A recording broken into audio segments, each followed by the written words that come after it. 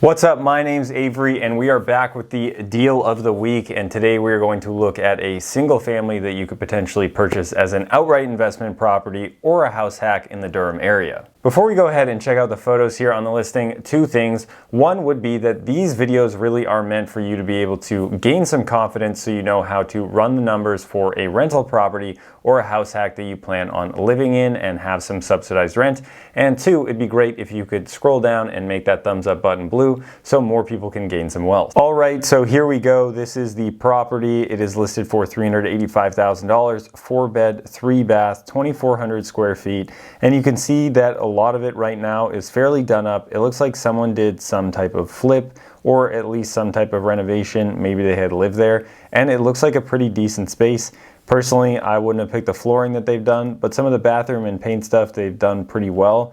I don't know the quality of all of this, but from pictures, it looks pretty decent. Of course, going there, you might see something different and you can kind of figure out whether or not it's good, but you need a fantastic real estate agent who can figure that stuff out for you because you might not be able to yourself. The one thing that really caught my eye about this property is it does have a separate entrance for the basement. Yes, there will be a door from the top floor going down to the basement, but that could easily be separated so that if you were to live here or rent it out, that you could have two separate spaces. Now, obviously, there isn't a second kitchen in the basement, but if you wanted to do some type of Airbnb situation, or if you moved into the basement yourself, created an area that had a bit of a cooktop and maybe a microwave and a sink, then you could figure it out pretty easily and live in 1,000 square feet of space for very little money. And it's not totally done up. There was some decent amount of flip that had been done on the upstairs, but it looks like this basement level with the popcorn ceiling and the carpeting, as well as this bathroom, isn't super great.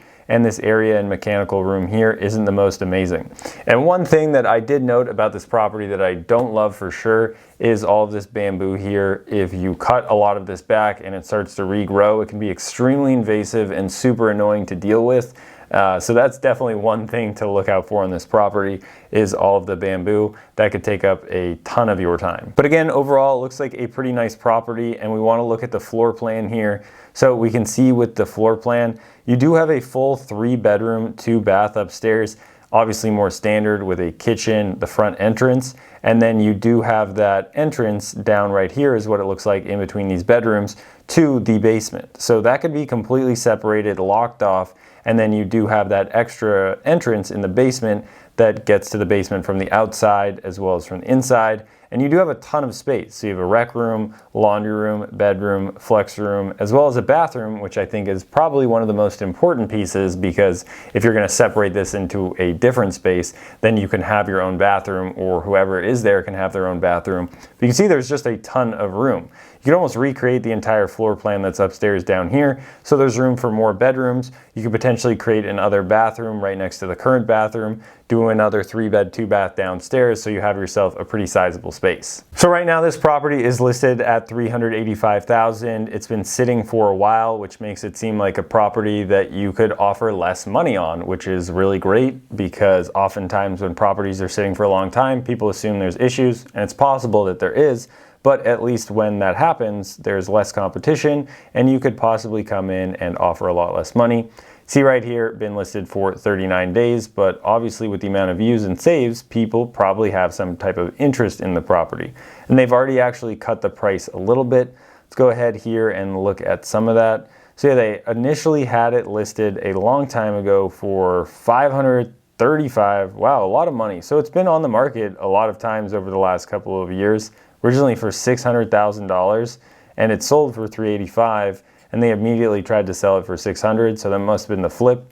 And now they're just trying to sell it for what they bought it for a couple of years later. So there either is some type of massive issue, or they just really don't want this property because it keeps going down and down in price. So if it were me and I were moving to the area and I was trying to do a potential house hack, I think you could probably get away with offering $370,000 on this property, no problem, maybe even a little bit less. Let's say you do 5% down, conventional loan here, single family, you could do 3%, but maybe you get a little bit better rates with that 5% down and have a little bit more cushion with the equity that you put into the property. I think an interest rate of today with 7.5% if you're moving in makes a little bit of sense. And again, if it were me and I was trying really hard to live for free or lower a lot of my expenses, I would 100% just live in that basement unit, figure out a cooktop and sink and something that I could utilize to cook on. And then that upstairs 3-bed, 2-bath could rent out as is for roughly around $2,200. We can ignore a little bit of this going on right here, right now, as we're living in the property, taking care of repairs and whatnot. And we're mainly just focused with the Househack, in my opinion, to cover a lot of that mortgage payment. And obviously don't forget we're going to have PMI because we put less than 20% down. So right around here we have our mortgage of $2,950. And if we're getting $2,200 in rent, that means our amount to live in this massive 1,000 square foot, let's call it 2-bed, 1-bath apartment in the basement, although it doesn't have a kitchen yet, but you can figure out how to add that. You would be paying $750 a month to live there. And potentially you could rent out one of the other rooms and cover that entirety of your mortgage. Now, if you don't want to be as extreme as me, you could flip that and you could turn that basement into some type of studio, again with the same thing, and you could rent it out on Airbnb. Maybe you make a similar amount as the 3-bed, 2-bath would on Airbnb. Hard to say, haven't looked into that as much, but you could rent it out to people who just need a place to stay for a couple of nights, and you could do fairly well while living in this awesome house with your roughly $3,000 mortgage and take care of a good chunk of that with just some renters who would come in and out. And again, you have a separate entrance, so you don't have to worry about that. You can keep it automated and just go on living like you just have a 3-bed, 2-bath upstairs. Now, once you move out, either if you have that basement as an Airbnb or some other type of rental, you have that fully rented out. Now, let's say because all you do is put a little cooktop and whatnot down there, you do a long-term rental, you can probably rent it out for $1,400 as a 2-bed. But again, we saw the potential. You could add another bathroom if you wanted. You could do this over time yourself or hire other people. Or you could add another bedroom, so there's more opportunity there, or maybe a bit more of a robust kitchen. Kitchen may be a little bit more difficult depending on zoning and what's going on with the city, but it is possible that you could do something because there's decent sized ceilings and you could get it all vented and done properly. Make sure you do that stuff properly and not cut corners for sure though.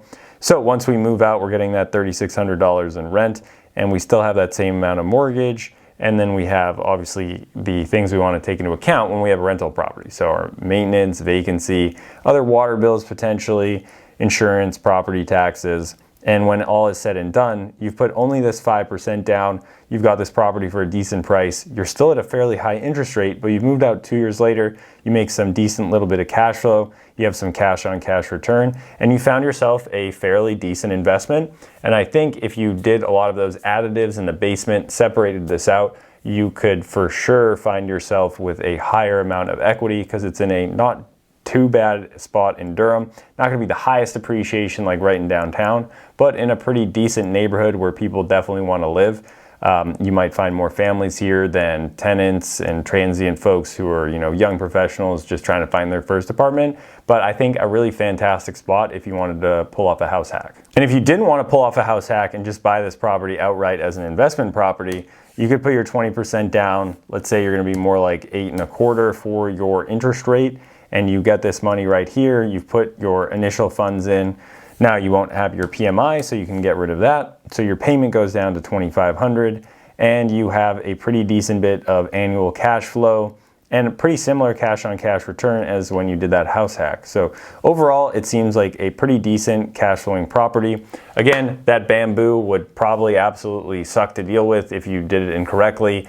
I'm not an expert in bamboo and how invasive it is. I just know that it's extremely invasive and there could potentially be a lot of maintenance and cleanup with it. The other thing that's important to note is I have not walked this property myself, so I do not know how good or bad it actually is. Haven't done an inspection, none of those things. So there could actually be major issues that arise. Potentially you can't do the things that I want to talk about, but on paper it definitely looks pretty good and like it could be worth a look. Let me know what you guys think in the comments if you would try to utilize this as a house hack, buy this as a long-term investment property, or if all you would do today is just scroll down, make that thumbs up button blue, and also hit that subscribe button if you haven't already done so because you want to learn more about real estate investing or the real estate agent business, or you really just like listening to me talk. Again, I hope everybody liked that video, and if you want to work with me in the Triangle area of North Carolina, check out the details below. I either have a form you can fill out or you can send me an email. Whatever works for you, I'd be happy to hear from you. So thanks again for watching, and more wealth is coming your way.